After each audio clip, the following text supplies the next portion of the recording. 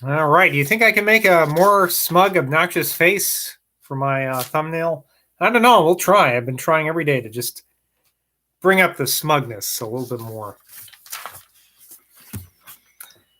The consideration of the numerous papers of which Johnson was possessed seems to have struck Johnson's mind with a sudden anxiety. And as they were in great confusion, it is much to be lamented that he had not entrusted some faithful and discreet person with the care and selection of them, instead of which he, in a precipitate manner, burnt large masses of them with little regard, as I apprehend, to discrimination. Not that I suppose we have thus been deprived of any compositions which he had ever intended for the public eye, but from what escaped the flames, I judge that many curious circumstances relating both to himself and other literary characters have perished. Two very valuable articles, I am sure, we have lost, which were two quarto volumes containing a full, fair, and most particular account of his own life from his earliest recollection. I owned to him that having accidentally seen them, I had read a great deal in them, and apologizing for the liberty I had taken, asked him if I could help it. He placidly answered, "Why, sir, I do not think you could have helped it." I said that I had, for once in my life, felt half an inclination to commit theft. It had come into my mind to carry off these two volumes and never see him more. Upon my inquiring how this would have affected him, "Sir," said he, "I believe I should have gone mad." One of these volumes, Sir John Hawkins informs us, he put into his pocket, for which the excuse he states is that he meant to preserve it from falling into the hands of a person, George Stevens, whom he describes so as to make it sufficiently clear who is meant, having strong reasons, said he, to suspect that this man might find and make an ill use of the book. Why Sir John should suppose that the gentleman alluded to would act in this manner, he has not thought fit to explain. But what he did was not approved of by Johnson, who, upon being acquainted of it without delay by a friend, expressed great indignation and warmly insisted on the book being delivered up. And afterwards, in the supposition of his missing it without knowing by whom it had been taken, he said, "Sir, I should have gone out of the world distrusting half mankind. Sir John next day wrote a letter to Johnson assigning reason for his conduct, upon which Johnson observed to Mr. Langton, "Bishop Sanderson could not have dictated a better letter. I could almost say, melius est sic pentius quam non erasse. Better so to have repented than not to have sinned." The agitation into which Johnson was thrown by this incident probably made him hastily burn those precious records, which must ever be regretted. During his last illness, Johnson experienced the steady and kind attachment of his numerous friends.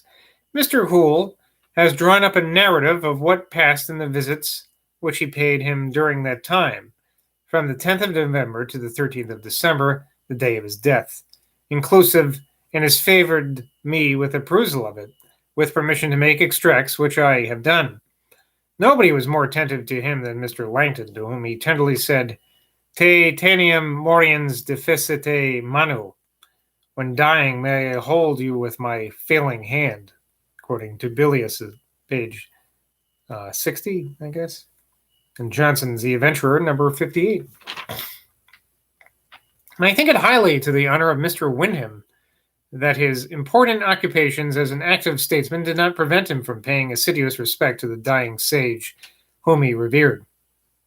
Mr. Langton informs me that one day he found Mr. Burke and 4 or 5 more friends sitting with Johnson.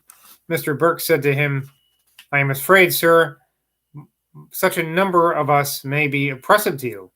"No, sir," said Johnson, "it is not so, and I must be in a wretched state indeed when your company would not be a delight to me."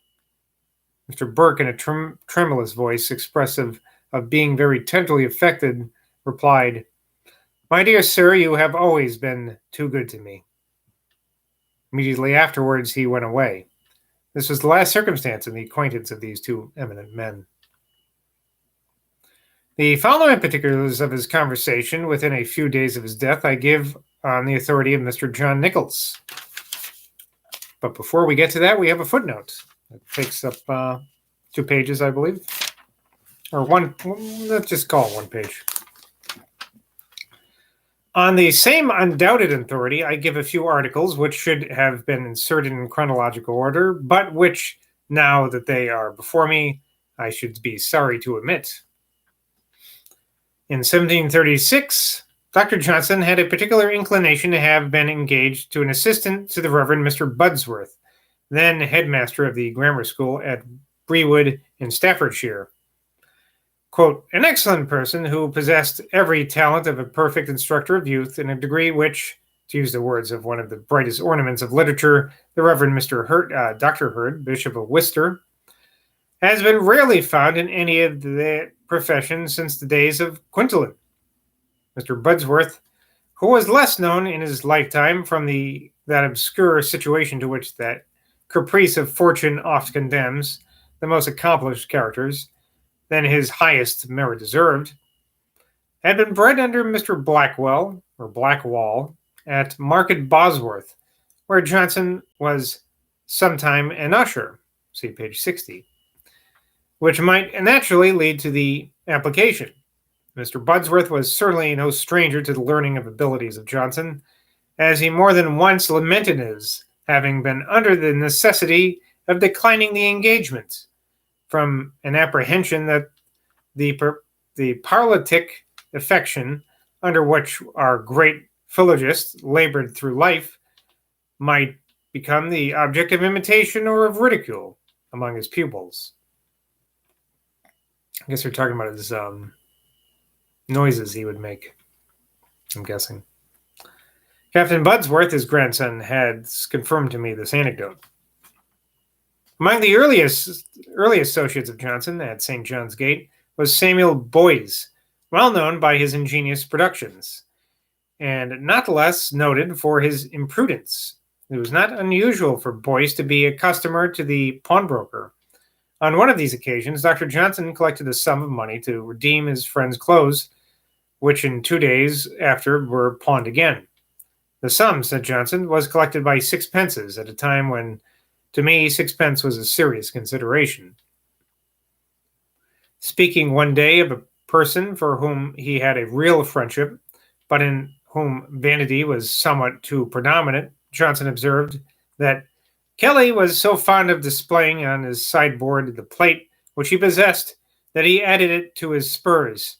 For my part, said he, I never was master of a pair of spurs but once, and they are now at the bottom of the ocean.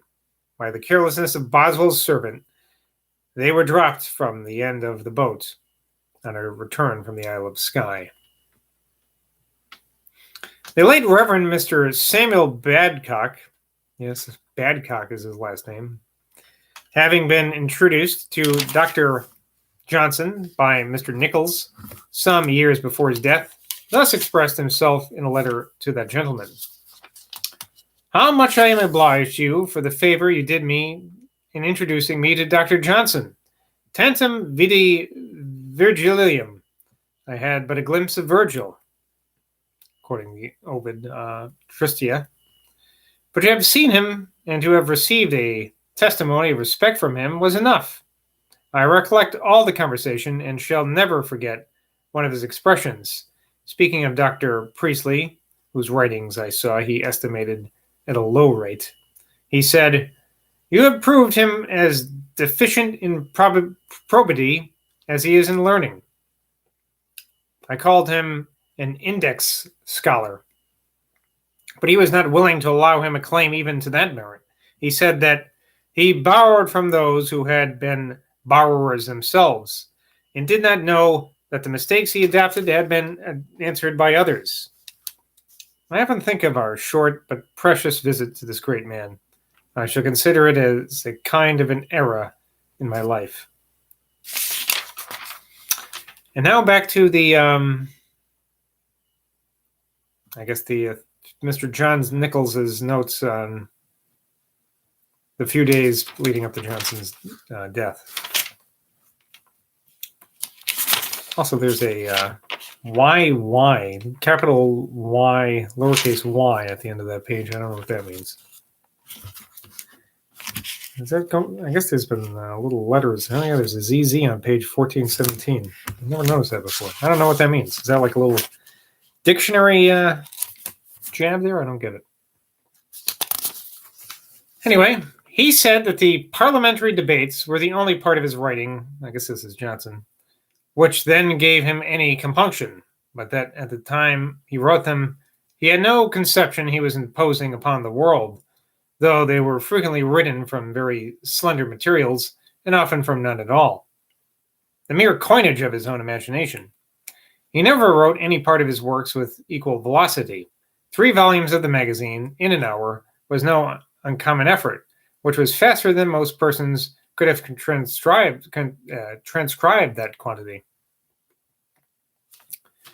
Of his friend Cave, he always spoke with great affection. Yet, said Johnson, Cave, who never looked out of his window but with a view to the Gentleman's Magazine, was a penurious paymaster. He would contract for lines by the 100 and expect the long 100. But he was a good man and always delighted to have his friends at his table.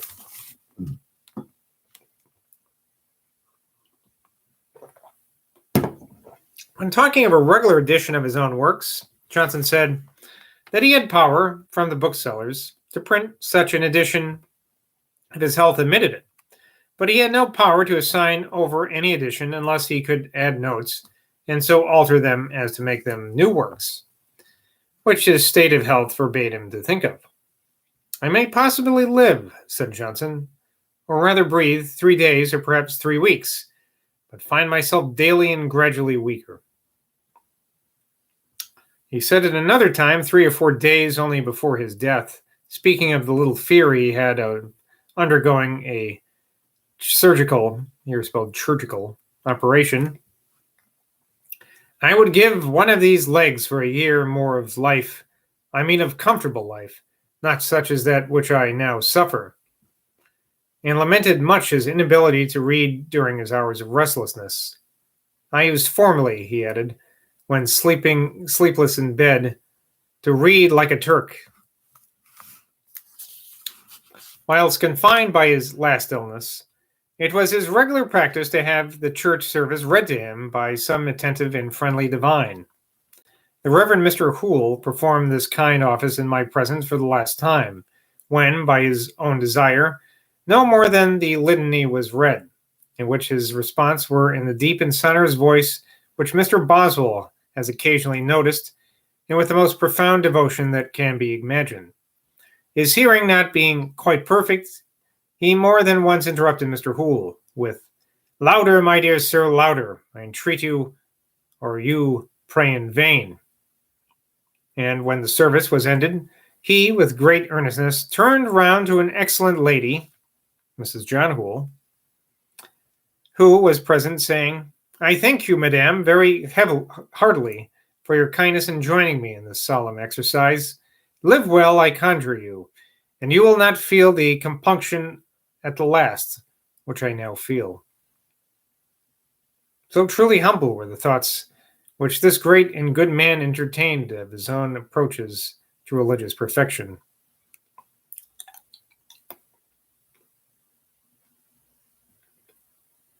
Johnson was earnestly invited to publish a volume of devotional exercises, but this, though he listened to the proposal with much complacency, and a large sum of money was offered for it, he declined from motives of the sincerest modesty. He sincerely entertained the thought of translating Thonis. He often talked to me on the subject, and once in a particular, when I was rather wishing that he would favor the world and gratify his sovereign by a life of Spencer, which he said that he would readily have done had he been able to obtain any new materials for the purpose, Johnson added, "I have been thinking again, sir, of Thonis. It would not be the laborious task which you have supposed it. I should have no trouble but that of dictation, which would be performed as speedily as an amanuensis could write. It is to the mutual credit of Johnson and divines of different communions that although he was a steady Church of England man, there was nevertheless much agreeable intercourse between him and them. It's funny, I can't think of the word divines without thinking of, I don't know, divine from Mandy Warhol or something. Let me particularly name the late Mr. Latrobe and Mr. Hutton of the Moravian profession. His intimacy with the English Benedictines at Paris has been mentioned, and as an additional proof of the charity in which he lived with good men of the Romish Church, I am happy in this opportunity of recording his friendship with the Reverend Thomas Hussey, D.D., His Catholic Majesty's chaplain of embassy at the Court of London, that very respectable man, eminent not only for his powerful eloquence as a preacher, but for his various abilities and acquisitions. Nay, though Johnson loved a Presbyterian the least of all, this did not prevent him having a long and uninterrupted social connection with the Reverend Dr. James Fordyce, who, since his death, hath gratefully celebrated him in a warm strain of devotional composition. Amidst the melancholy clouds which hung over the dying Johnson, his characteristical manner showed itself on different occasions. When Dr. Warren, in the usual style, hoped that he was better, his answer was, "No, sir, you cannot conceive with what acceleration I advanced towards death." A man whom he had never seen before was employed one night to sit up with him. Being asked next morning how he liked his attendant, his answer was, "Not at all, sir. The fellow's an idiot. He is as awkward as a turnspit when first put into the wheel, and as sleepy as a dormouse."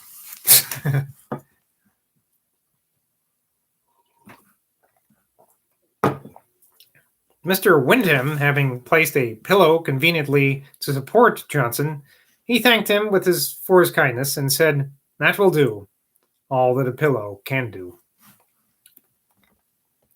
He repeated with great spirit a poem consisting of several stanzas and 4 lines, in alternate rhyme, which he said he had composed some years before, on occasion of a rich, extravagant young gentleman's coming of age, Sir John Lade, saying he had never repeated it but once since he composed it, and had given but 1 copy of it. That copy was given to Mrs. Thrale, now Piozzi, who has published it in a book which she entitles British Synonymy, or Synonymy, but which is truly a collection of entertaining remarks and stories, no matter whether accurate or not. Being a piece of exquisite satire, conveyed in a strain of pointed vivacity and humor, and in a manner of which no other instance is to be found in Johnson's writings, I shall here insert it. Long expected 21, lingering year at length is flown. Pride and pleasure, pomp and plenty, great Sir John, are now your own. Loosened from the minered tether, free to mortgage or to sell, wild as wind and light as feather, bid the sons of thrift farewell. Call the Betseys, Kates, and Jennies, all the names that banish care. Lavish of your grandsires guineas, show the spirit of an heir. All that prey or vice or folly, joy to see their quarry fly. There the gamester, light and jolly, there the lender, grave and sly. Wealth, my lad, was made to wander. Let it wander as it will. Call the jockey, call the pander, bid them come and take their fill. When the bonny blade carouses, pockets full and spirits high, what are acres, what are houses? Only dirt, or wet or dry. Should the guardian, friend or mother, tell the woes of wilful waste, scorn their counsels, scorn their pother, You can hang or drown at last. Last. Anyway, that was very good. I like that. I'm gonna have to look that one up again. Well, friends, me, I still have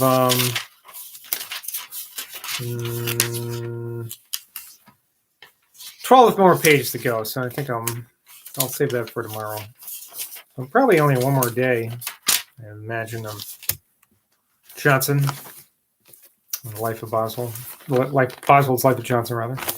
So until next time, bye from Boswell and Johnson and the whole rest of the gang, the Beeve, everybody here. Until next time.